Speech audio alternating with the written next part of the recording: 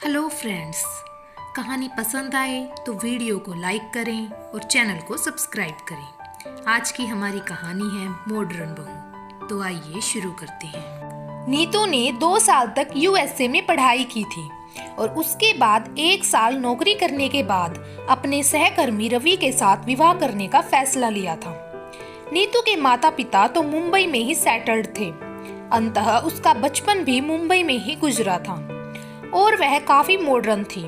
Modern विचारों की थी पर काफी संस्कारों वाली लड़की थी। रवि ने एक छोटे से शहर से पढ़ाई की थी और उसका परिवार काफी पुराने ख्यालात का था।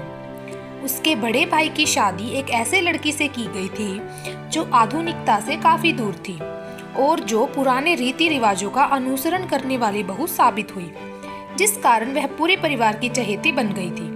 रवि ने जब नीतू से विवाह का फैसला अपने घर में सुनाया तो बवाल मच गया और सभी को उस मॉडर्न लड़की के बहू बनकर आने पर ऐतराज था।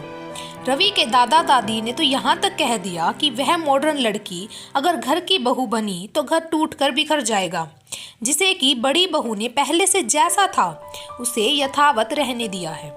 वे सभी यही चाहते थे कि कोई छोटे शहर की साधारण सी लड़की से ही रवि की शादी हो ताकि वो सिर्फ घर परिवार ही संभाले। रवि ने जब एक जिद पकड़ ली कि शादी करेगा तो नीतू से, वरना आजन्म कुंवारा ही रहेगा, तब सभी ने मन मसोस कर हामी भरी और विवाह होना तय हो गया। घर वालों ने बड़ी बहू ही हमारे काम आएगी और मॉडर्न बहू तो बस रवि के जिद की वजह से मजबूरी से ला रही हैं, ऐसा ही सभी से कहा। लोगों ने भी जितने मुंह उतनी बातें करना शुरू कर दिया मॉडर्न बहू के उस इलाके में आने के नाम पर।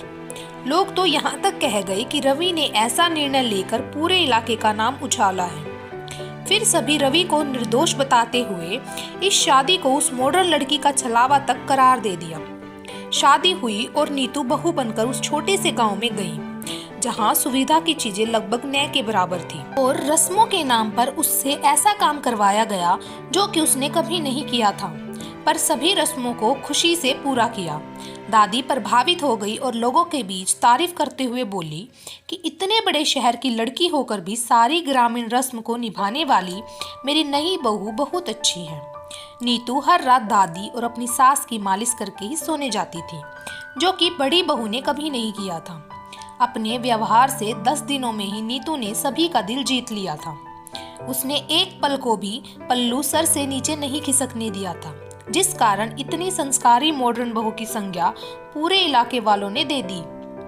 रवि नीतू के इस रूप को देखकर गदगद हो गया।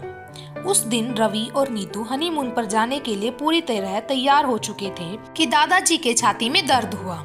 सभी ने कहा कि वे जाएं, पर नीतू ने फौरन प्रोग्राम कैंसिल कर दिया और दादाजी की सेवा में लग गई।